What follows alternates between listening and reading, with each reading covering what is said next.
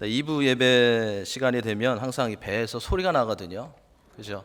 다들 막 배고프셔서 우리 성도님들도 그러실 것 같은데 오늘은 이상하다, 소리가 안 난다는 생각이 들었어요. 생각해 보니까 저희가 1시간 일찍 왔어요. 그죠? 네, 1시간 일찍. 에베소서 말씀 계속해서 저희가 보고 있습니다. 바울은 에베소서 4장 전반부에서 교회를 세우시고 교회가 하나 되게 하시기 위해서 성부 하나님, 성자 하나님, 성령 하나님께서 역사하셨다라는 것을 밝혔습니다. 그래서 우리가 연약하지만, 우리가 부족하지만, 우리가 계속해서 실수하지만, 실패하지만 계속해서 최선을 다해서 하나님께서 성령을 통해서 하나가 되게 하신 것을 지켜가야 한다라는 그런 말씀을 보았습니다. 겸손과 온유와 오래 참음으로 서로 용납함으로 성령께서 하나로 묶어주신 것을 힘써 지켜야 한다라는 말씀을 저희가 지난주에 생각해 보았습니다. 우리가 성경을 보다가 성부 하나님, 성자 하나님, 성령 하나님께서 무엇을 하셨다, 그렇게 하셨다라는 그런 말씀이 나오는 것을 보게 되면 우리는 더 알려고 할 필요도 없고요, 질문을 할 필요도 없고요, 의심할 필요도 없습니다. 우리가 삼위일체 하나님께서 그렇게 하셨는데 더 이상 무슨 말을 할 수 있겠습니까? 삼위일체 하나님께서 교회는 하나이다, 우리는 하나이다, 하나로 묶어 주셨다고 말씀하셨기 때문에 그 부분에 대해서는 우리가 절대로 챌린지할 수 없고요, 그것은 절대로 바뀔 수 없는 그런 진리입니다. 우리는 그리스도 예수 안에서, 하나님 안에서 하나 된 믿음의 공동체입니다. 하나님께서는 이렇게 하나 되게 하신 이 교회를 이제 건강하게 세워가시기 위해서 예수 그리스도를 통해서 여러 가지 그런 일을 하시는데, 바울 사도는 하나님께서 교회의 건강함을 위해서 어떠한 일을 하셨는지, 어떠한 일을 하고 계신지 오늘 본문에서 우리에게 설명해 주고 있습니다. 오늘 본문은 크게 은혜의 선물과 은혜를 주신 목적에 대해서 말씀하고 있습니다. 은혜의 선물, 그리고 은혜를 주신 목적. 바울 사도는 7절에서 하나님께서 주신 은혜의 선물을 이렇게 언급합니다. 우리 7절 말씀 같이 읽겠습니다. 우리 각 사람에게 그리스도의 선물을 분량대로 은혜를 주셨나니. 그리스도의 선물의 분량대로 은혜를 주셨나니. 주님께서는 사도 바울을 포함해서 주님을 믿는 모든 사람에게 그리스도의 선물의 분량대로 은혜를 주셨습니다.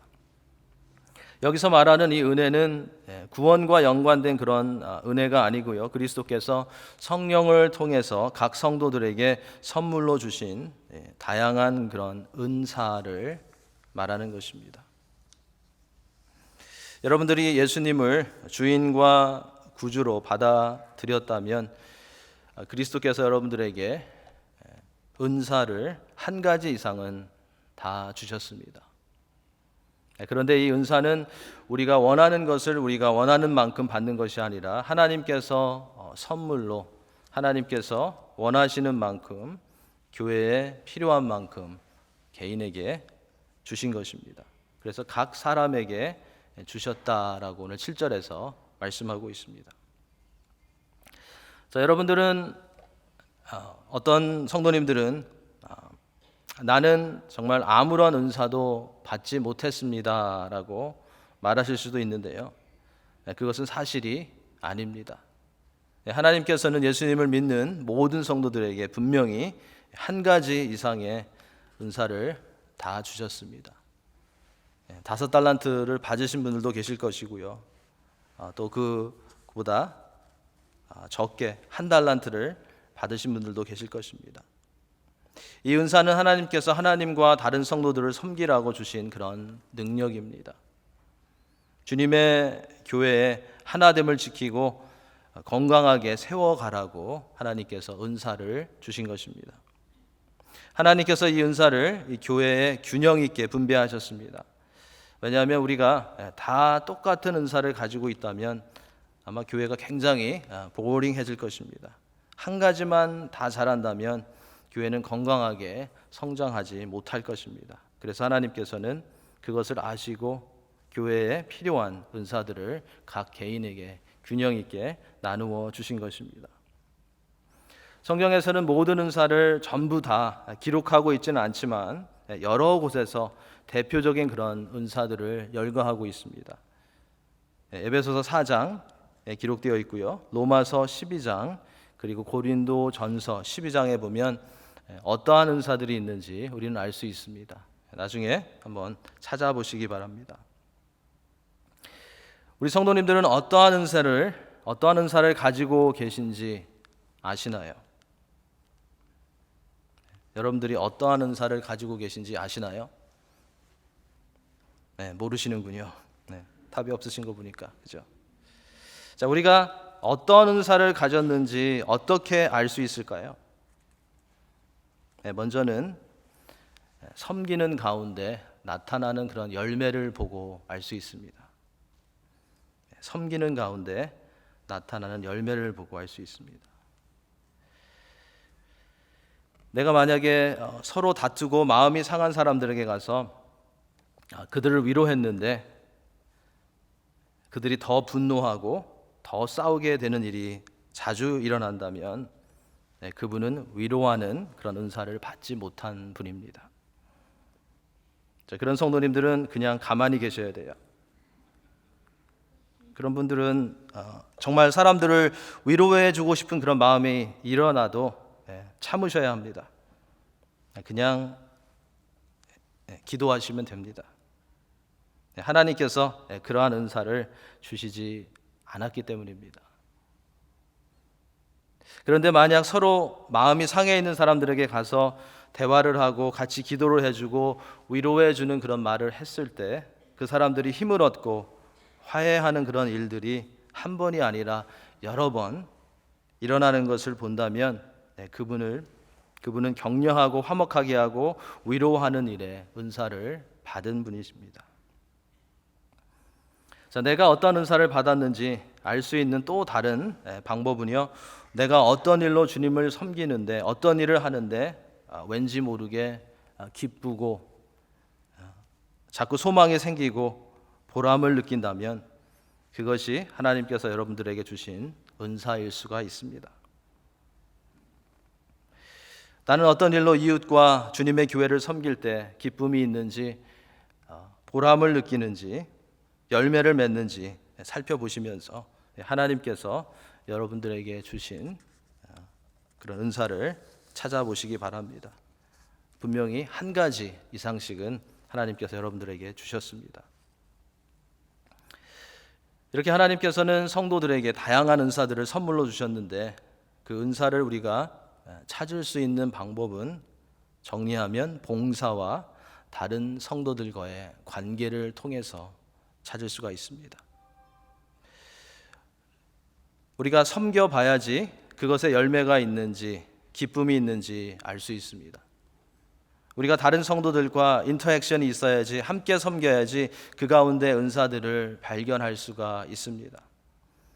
서빙과 펠로십을 통해서, 서빙과 펠로십을 통하지 않고서는 우리가 하나님께서 우리에게 주신 그런 은사를 발견할 수가 없습니다.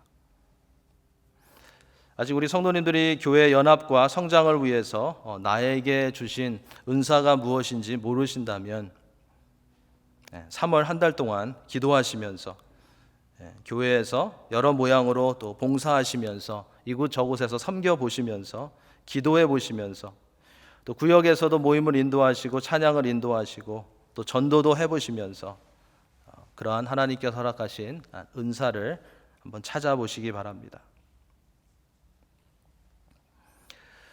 이렇게 우리 각 사람에게 은사를 주셨다는 것을 말한 후에 바울 사도는 이제 갑자기 8절부터 10절 사이에서 구약의 말씀을 인용합니다.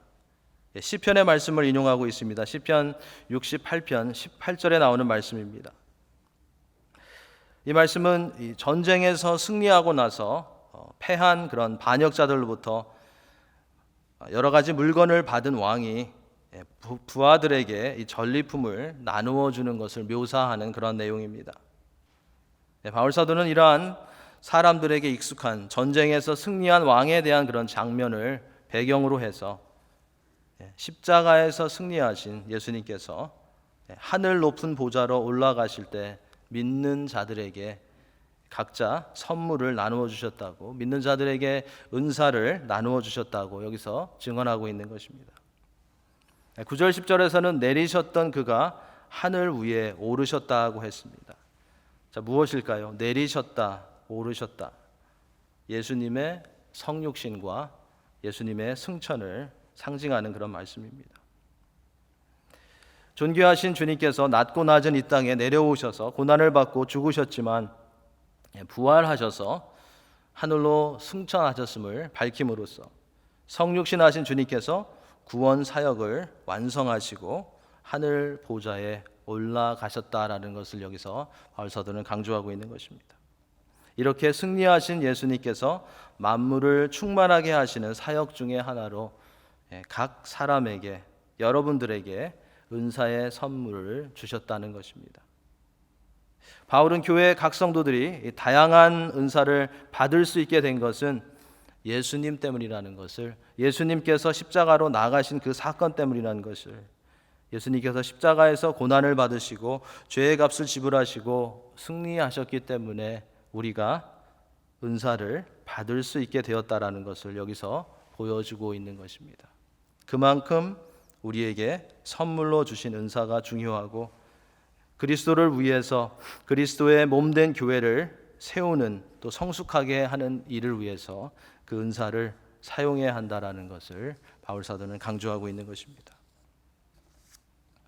오늘 본문에서는 하나님께서 교회에게 주신 선물 중에 몇 개의 은사 또는 은사의 직분을 소개하고 있습니다. 11절 말씀 우리 함께 읽겠습니다. 그가 어떤 사람은 사도로, 어떤 사람은 선지자로, 어떤 사람은 복음 전하는 자로, 어떤 사람은 목사와 교사로 삼으셨으니. 사도와 선지자와 복음 전하는 자와 목사와 교사는 당시 이 초대 교회에 하나님께서 교회에 세워주신, 또 교회를 강건하게 하기 위해서 세워주신 은사의 직분이었습니다. 간단하게 살펴보면요, 사도는 에베소 교회 당시에 주님의 부활을 목격한 부활의 증인들이었습니다. 초대교회의 사도들은 리더들이었습니다. 이들은 하나님께서 세워주신 대표자들이었습니다. 이들은 초대교회의 기초를 놓는 역할을 맡았던, 하나님께서 특별하게 선택했던 그런 사람들이었습니다. 사도 베드로, 사도 요한, 사도 야고보와 같은 사람들입니다. 엄격히 따지면 정말 우리하고는 비교할 수 없는 굉장한 그런 신앙의 선배들입니다. 이 사도들은 초대교회 당시에만 하나님께서 세우셔서 사용하신 그런 직분이기 때문에 요즘은 없습니다. 사도를 닮아가야 된다, 사도시대로 돌아가야 된다, 요즘 누가 내가 사도이다, 새로운 가르침을 주겠다라고 주장하면 이단입니다. 사도는 없습니다. 선지자는 미래에 대해서 예언하는 사람이 아니고요, 하나님의 대언자로서 주님의 뜻을 깨달아 전하는 그런 직분을 말합니다. 초대교회 성도들에게는 우리처럼 기록된 그런 성경이 없었습니다. 요즘처럼 각자가 성경책을 가지고 있지 않았습니다. 성경이 완성되지도 않았습니다. 그래서 꼭 필요한 사람이 있었습니다. 하나님의 말씀을 대언하는 그런 선지자가 필요했던 것입니다. 이 선지자도 이 초대 교회의 기초를 놓는 데 상당히 중요한 직분이었습니다. 자, 그러면 오늘날은 어떨까요? 오늘날에도 선지자가 필요할까요? 오늘날에도 선지자가 있을까요? 오늘날에는 선지자가 필요하지 않습니다. 지금은 하나님께서 우리에게 기록된 하나님의 말씀을 주셨기 때문에 하나님의 말씀을 받아서 특별하게 전달하는 그런 선지자의 역할은 더 이상 필요하지 않습니다. 그냥 하나님의 말씀을 우리가 보면 되죠. 그렇죠? 다음으로 복음 전하는 자를 교회에 주셨다고 바울 사도는 소개합니다. 이들은 복음 전도에 전념하는 사람을 의미합니다. 초대 교회 당시에 이 복음 전하는 자는 여러 지역을 순회하면서 복음을 전해서 잃어버린 영혼들을 그리스도께로 인도하는 그런 사람들이었습니다. 초대 교회 사도들과 선지자들이 이 교회의 기초를 놓는 역할을 했다면 이 복음을 전하는 자들은 그 기초를 발판으로 해서 사람들을 그리스도께로 인도하는 역할을 했던 것입니다. 사도들은 부활하신 주님의 증인의 역할을 했습니다. 그러한 은사를 받은 사람들이었습니다. 선지자들은 하나님의 뜻을 믿는 자들에게 전달하는 그런 일을 했습니다. 그리고 복음 전하는 자들은 사람들을 그리스도께로 인도하는 그런 역할을 담당했습니다. 이들은 하나님께서 주신 은사의 직분들을 조화를 이루면서 하나님 나라를 위해서 잘 사용했던 것입니다. 오늘날의 교회에 좋은 이그젬플이 되는 그러한 직분들입니다. 마지막으로 바울 사도는 이 목사와 교사의 은사를 교회에 그 직분을 주셨다라고 언급합니다. 목사와 교사의 주된 역할은 하나님의 말씀으로 믿는 자들을 먹이고 하나님의 말씀으로 이끄는 그런 일을 하는 것입니다. 말씀으로 feed하고요, 말씀으로 lead하는 역할을 말합니다. 지금도 복음 전하는 은사의 직분과 말씀을 먹이고 말씀으로 인도하는 이 목사의 은사의 직분은 계속해서 하나님께서 교회에 허락해 주셨습니다. 그런데 여기서 한 가지 우리가 기억해야 할 것은요, 이 복음을 전하는 것이나 말씀을 나누는 것은 꼭 은사를 받지 않은 그리스도인이라고 해도 해야 하는 것이라는 것입니다. 복음을 전하는 것 그리고 말씀을 나누는 것은 모든 그리스도인들이 해야 하는 것입니다. 그것의 은사가 꼭 없어도 이것은 모든 그리스도인들에게 하나님께서 주신, 예수님께서 주신 의무라는 것입니다. 그래서 나는 전혀 이 전도의 은사가 없어서 절대로 전도할 수 없다고 말하는 것은 성경적이지 않다는 것입니다.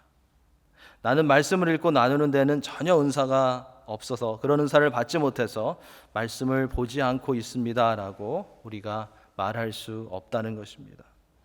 전도와 복음을 전하는 것과 말씀은 은사를 주실 수도 있지만, 은사를 받으신 분이 있지만, 전도와 말씀은 은사가 아니라 하나님의 자녀들의 의무라는 것을 우리는 기억해야 하겠습니다.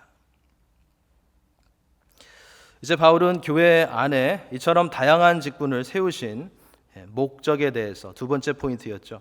목적에 대해서 12절에서 두 가지를 언급하고 있습니다. 왜 은사를 주셨는지, 은사에 주신 목적이 무엇인지.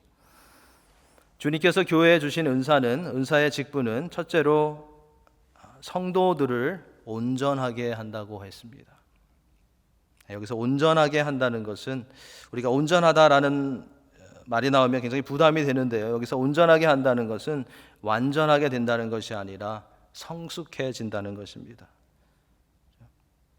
성도들을 말씀으로 먹이고 양육한다는 것입니다. 이것은 1차적으로 목회자의 그런 사명입니다. 둘째로 은사의 직분을, 또 은사를 주신 그 목적은 봉사의 일을 하게 한다고 말씀하고 있습니다. 봉사의 일을 하는 것은 섬김입니다. 이것은 성도들의 사명입니다. 바울 사도는 여기서 성도들이 온전해질 때, 성숙해질 때 봉사의 일을 잘 할 수 있게 되고, 그럴 때에 그리스도의 몸된 교회가 강건하게 세워진다라는 것을 교훈하고 있는 것입니다.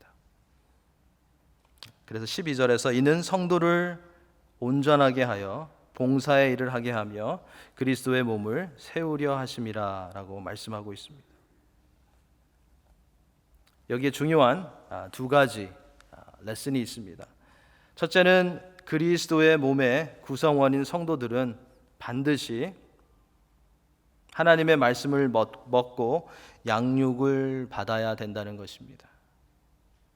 그리고 양육된 후에는 하나님께서 주신 은사를 가지고 봉사의 일에 힘쓸 때 영적으로 성장할 수 있다는 것입니다. 둘째 레슨은 말씀을 먹지 않고 양육받는 것이 전혀 없이 봉사의 일만 하게 되면 얼마 가지 못해서 지치고 영적으로 건강하지 않게 된다는 것입니다. 열매를 맺지 못한다는 것입니다. 항상 영적인 인풋이 있는 가운데 건강한 영적인 아웃풋이 나올 수 있습니다. 영적인 인풋이 있는 가운데 건강한 아웃풋인 섬김이 나오는 것입니다. 요즘 가스 프라이스가 많이 올라갔죠. 가스 값이 비싸기는 하지만 가스 탱크에 좋은 그런 가스가 꽉 차 있어야지 차가 힘있게 나아갈 수 있습니다. 비슷하게 우리의 영적인 그런 탱크가 훈련과 말씀과 양육을 통해서 하나님의 것으로 채워져 있을 때 우리가 하나님께 영광 돌리는 그런 모습으로 섬길 수 있는 것입니다. 그렇지 않으면 가다가 설까봐, 섬기다가 금방 쓰러질까봐 항상 불안해집니다. 그래서 건강한 성도로, 건강한 믿음의 공동체로 세워지기 위해서는 항상 온전하게 하는 양육과 봉사가 함께 가야 하는 것입니다. 우리가 봉사의 일을 하는 것을 또 섬기는 것을 자칫하면 교회에서 그냥 일하는 것이다라고 생각하는 경우가 많이 있습니다. 그런데 봉사는 그냥 일하는 것뿐만 아니라 우리가 큰 그림으로 보면 그리스도를 섬기는 것입니다. 굉장히 다른 차원이죠. 내가 교회에서 그냥 죽도록 일만 하고 있어라고 보는 것과 내가 그리스도를 섬기는 것이다. 교회에서 봉사일을 하면서 시험을 드는 경우가 있으실 것입니다. 봉사를 해보신 분들은 여러 가지 일로 이러한 시험을 들어본 적이 있으실 것입니다. 우리가 시험에 덜 들 수 있는 그런 방법은요, 내가 일을 한다고 생각하는 것이 아니라 내가 교회의 주인이신, 교회의 머리 대신 그리스도를 섬긴다라는 것을 항상 리마인드 하는 것입니다. 하나님께서 나를 귀히 여기셔서 나에게 그리스도를 섬길 수 있는, 교회의 주인이신, 교회의 머리 대신 그리스도를 섬길 수 있는 그런 기회를 주셨구나라고 생각하면 시험에 덜 들고 우리가 기쁨 가운데 주님의 교회를 섬길 수 있을 것입니다. 바울 사도는 계속해서 13절부터 이제 마지막 부분인 16절 사이에서 교회는 그리스도의 장성한 분량까지 성장해야 한다고 설명합니다. 우리 13절 말씀 같이 읽겠습니다. 우리가 다 하나님의 아들을 믿는 것과 아는 일에 하나가 되어 온전한 사람을 이루어 그리스도의 장성한 분량이 충만한 데까지 이르리니. 우리가 예수님이 나의 구원자이심을 믿는 것만으로는, 굉장히 그것도 귀한 것이지만 우리가 예수님이 나의 구원자이시라고 믿는 것만으로는 우리가 구원은 받지만 신앙이 성숙되지는 않습니다. 천국에는 갈 수 있겠지만 우리의 신앙은 그 믿음으로만은 자라지 않습니다. 내가 믿는 주님이 어떤 분이신가, 그 사실을 바로 알고 그 주님의 뜻에, 그 주님의 말씀에 순종해 갈 때 우리의 신앙은 성장합니다. 우리가 믿는 것과 아는 것이 하나가 되고 그것을 체험할 때 우리의 신앙은 성장합니다. 제가 한 가지 예를 드리겠습니다. 하나님께서는 우리의 기도에 응답하신다라는 것을 말씀 공부를 통해서 배울 수 있습니다. 그래서 어떠한 길을 열어달라고 열심히 기도 제목을 놓고 하나님께 기도했는데 내가 기도한 대로 이루어지지 않았습니다.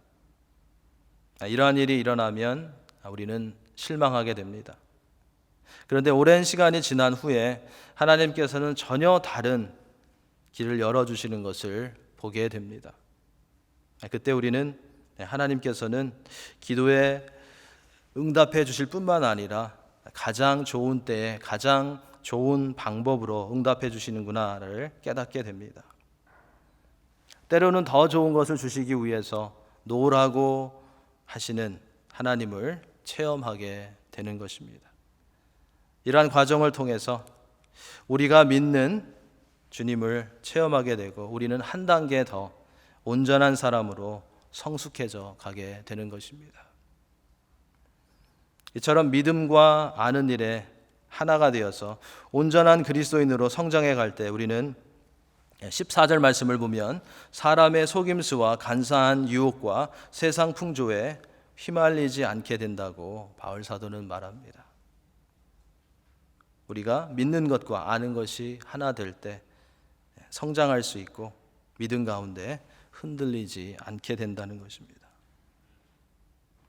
바울은 계속해서 우리가 그리스도의 장성한 분량까지 성숙하기 위해서는 15절에서 사랑을 강조합니다. 오직 사랑 안에서 참된 것을 하여 범사에 그에게까지 자랄지라라고 권면합니다.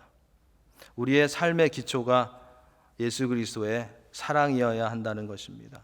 나를 구원해 주신 주님의 사랑과 우리 각자에게 선물로 주신 은혜에 감사하는 사람은 참된 그런 삶을 통해서 예수 그리스도를 닮아가게 된다는 것입니다. 사랑이 없는 가운데 참된 것만을 주장하면, 사랑이 없는 가운데 옳은 것만을 주장하면 어떻게 되겠습니까? 한번 생각해 보시기 바랍니다. 사랑은 전혀 없는데 옳은 것만을 주장한다. 상처만 줍니다. 잔인한 사람이 됩니다. 냉정한 사람이 됩니다. 반대로 사랑은 있는데 참된 것이 없다면 어떻게 되겠습니까? 이상한 데로 빠질 것입니다. 방황하게 됩니다. 이단이 됩니다. 그래서 교회의 머리 대신 그리스도를 섬기는 교회의 지체인 성도는 사랑 가운데 진리를, 사랑 가운데 참된 것을 해야 하는 것입니다. 그럴 때 함께 믿음의 공동체 안에서 성숙해질 수 있는 것입니다. 주의 사랑 가운데 섬기고 모든 것을 해야 하는 것입니다. 제가 여러 번 기회가 있을 때마다 말씀드렸는데요. 우리는 항상 주의 사랑 가운데 주님을 섬기고 있는지 아니면 억지로 섬기고 있는지 체크해 보아야 합니다. 내가 주님의 교회를 섬기는 그런 모든 일의 동기가 사랑인지 아니면 내가 해야 하기 때문에 할 수 없어서 하는 것인지 우리는 항상 체크해 보아야 합니다. 주님의 교회를 섬기는 우리의 동기는 예수 그리스도의 사랑이 되어야 합니다. 그리고 그렇게 될 수 있도록 우리는 훈련하고 계속해서 기도해야 합니다. 우리가 이렇게 매주 모여서 예배를 드리지만 좀 솔직하게 말씀드리는 거죠. 조금 시간이 지나고 나면 우리가 어떤 말씀을 들었는지 어떤 찬송을 불렀는지 기억이 나지 않습니다. 지난주에 들으신 말씀 아마 기억하시는 분들 거의 없으실 것 같아요. 어떤 찬송을 예배 때 불렀는지 기억 못 하실 것입니다. 어떤 분들은 예배를 드리고 교회 문 밖에 나가자마자 들은 말씀을 다 잊어버리시는 그런 은사를 받으신 분들도 계십니다. 들은 말씀이 일주일 가면 진짜 길게 기억하시는 것이고요. 보통 2, 3일 정도 지나면 주일에 들은 말씀은 잊어버립니다. 맞죠? 여러분들 아마 어그리 하실 것 같아요. 괜찮습니다. 그래서 어쩌면 그래서 수요 예배가 있는 것 같기도 합니다. 계속해서 말씀을 들을 수 있도록. 우리가 들은 말씀, 배운 말씀은 다 잊어버리지만 쉽게 잊혀지지 않는 게 있습니다. 그것은 오늘 바울 사도가 마지막 부분에서 강조하고 있는 사랑입니다. 우리가 사랑 안에서 하나 되어 함께 맺은 그 열매는 쉽게 잊혀지지 않습니다. 우리가 그리스도 사랑 안에서 하나 되어서 함께 섬겼던 그런 메모리들은 쉽게 잊혀지지 않습니다. 아프리카 대륙을 변화시킨 데이비드 리빙스톤 스토리를 쓰는 그런 작가가 있었습니다. 이 사람들이 아프리카 사람들을 인터뷰하면서 이런 질문을 했다고 합니다. 리빙스톤의 가르침 가운데 기억나는 것이 무엇입니까? 그때 이 아프리카 부족에 있던 사람들은 이렇게 대답했다고 그럽니다. 우리는 그가 무엇을 가르쳤는지 다 기억할 수가 없습니다. 그러나 한 가지는 분명히 기억합니다. 그는 우리를 사랑했습니다. 사랑의 섬김은요, 쉽게 잊혀지지 않습니다. 주님을 기쁘시게 하고 그리스도의 장성한 분량까지 성장하는 교회가 되기 위해서 우리에게 무엇보다 필요한 것은 사랑입니다. 바로 그 부분을 바울 사도가 강조하고 있는 것입니다. 사랑하기로 계속해서 결심하는 것이 우리에게는 필요하다는 것입니다. 왜냐하면 한번 사랑하면 조금 지나면 우리가 사랑하지 못할 일이 일어나거든요. 계속해서 우리 그리스도인들은 사랑하기로 결심해야 한다는 것입니다. 모든 것이 다 있어도 사랑이 없으면 주님을 기뻐하시게 할 수 없고, 주님께서 교회를 건강하게 하시기 위해서 주신 많은 그런 은사들을 사랑이 없다면 제대로 사용할 수가 없습니다. 활용할 수가 없습니다. 고린도전서 13장에서는 아무리 은사가 많아도 능력이 있고 많은 구제를 하고 예언을 할 수 있다고 해도 사랑이 없으면 아무것도 아니고 아무런 유익이 없다고 바울 사도는 선언합니다. 우리는 성장하는 건강한 믿음의 공동체가 되기 위해서 사랑 안에서 서로가 다른 것과 틀린 것을 잘 분별해야 합니다. 감사한 것인지 모르겠지만 하나님께서는 우리를 너무나 다르게 창조하셨습니다. 굉장히 유니크하게 창조하셨습니다. 여러분 옆에 계신 분들 참 독특하죠, 그죠?